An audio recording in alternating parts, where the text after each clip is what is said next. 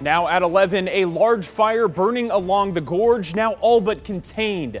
What's next for fire crews? Even once the fire is 100% contained, that's different than the fire being out. Plus, a community in the Portland metro rallying around two families impacted by house fires. It's overwhelming in such a beautiful way. And it's a local fair that prides itself on being the best 10 days of summer. Come hungry. What you can find at the Clark County Fair. Your news starts right now.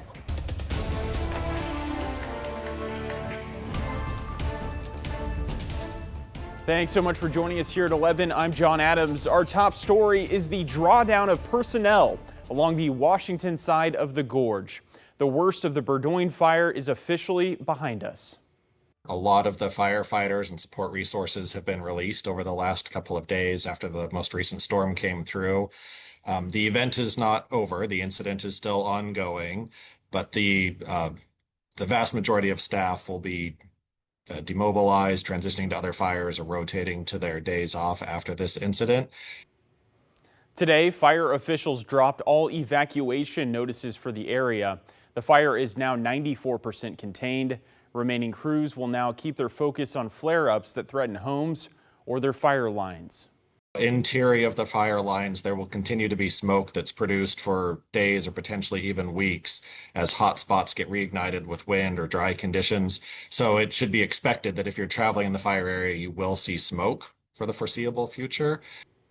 About 250 personnel are still at the site of the Berdoin fire, down from a peak of about 1,000 firefighters.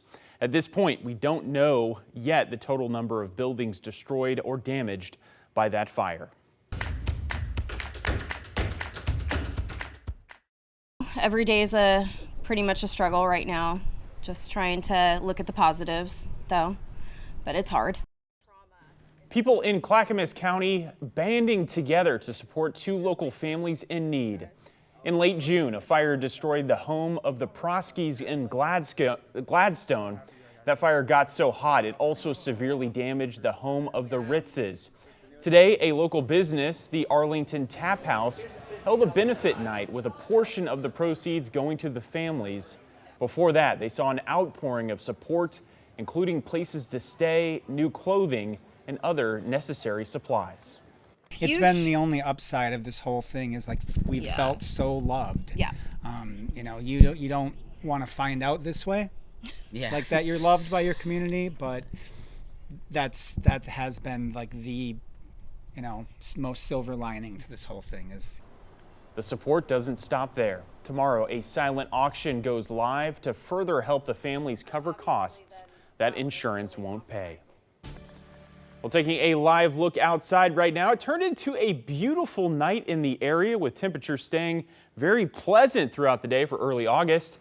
Meteorologist Joe Ranieri is joining us now. Joe, what's the start of the work week going to look like for us? Cool and cloudy. My goodness, John, it certainly hasn't been feeling like early August over the last couple of days. We topped out this afternoon in the mid-70s. There's a chance we go right around 72, 75 throughout tomorrow afternoon in the metro area. You get down into wine country, it will be closer to the upper 70s. But right now in the Goose Hollow neighborhood outside Providence Park, clear skies with a temperature of 60 degrees.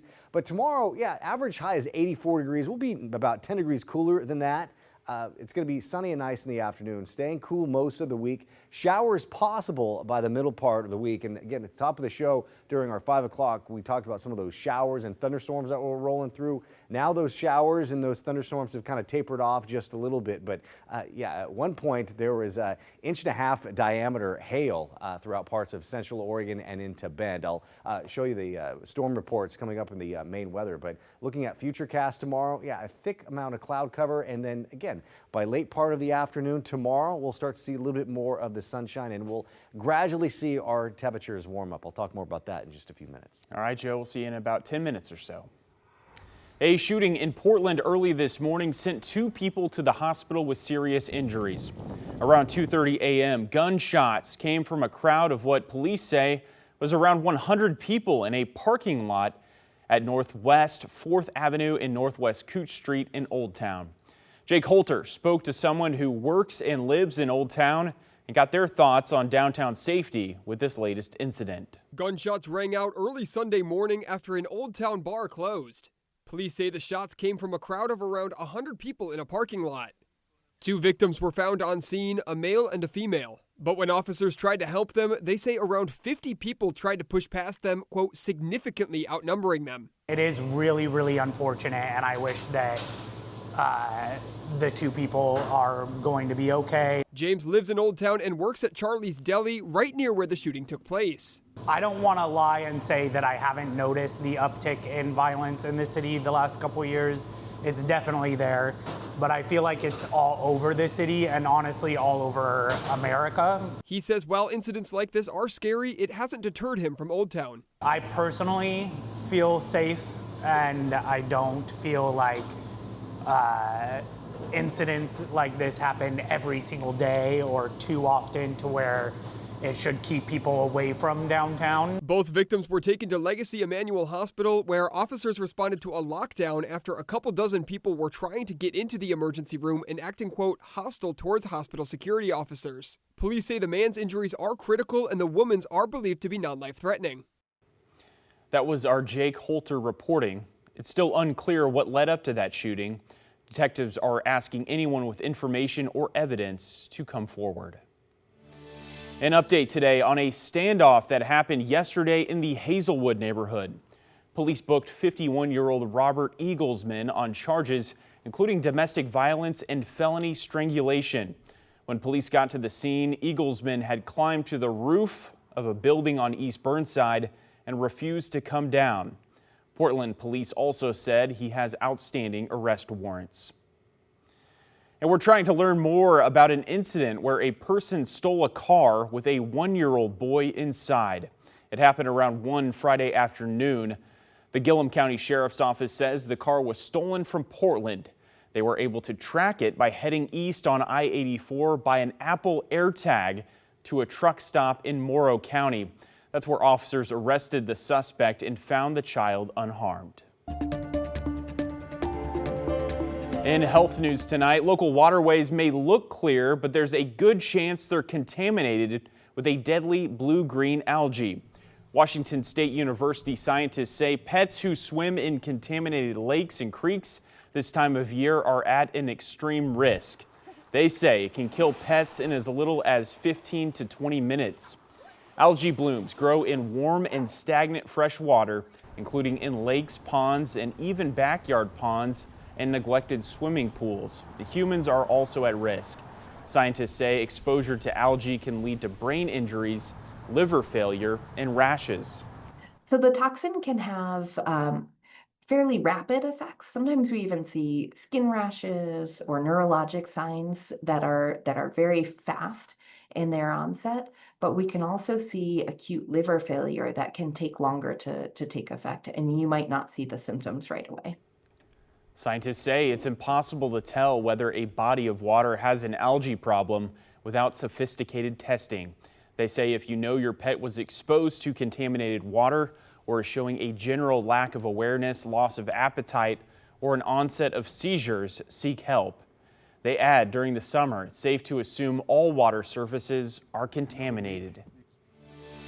An update tonight, after spending several months closed, Ringside Steakhouse on West Burnside is now set to reopen tomorrow afternoon at 4:30.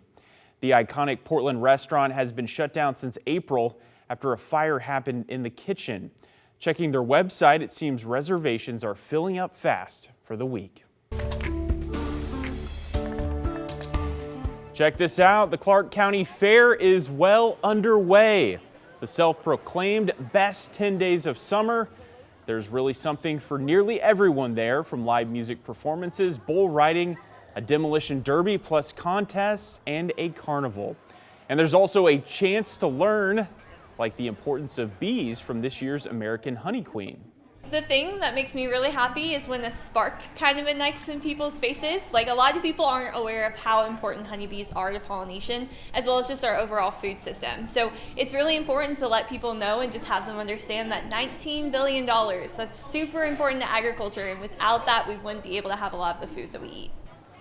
The fair runs through next Sunday. Tickets start at $11.50 for youth ages 7 to 12 and $14.50 for adults.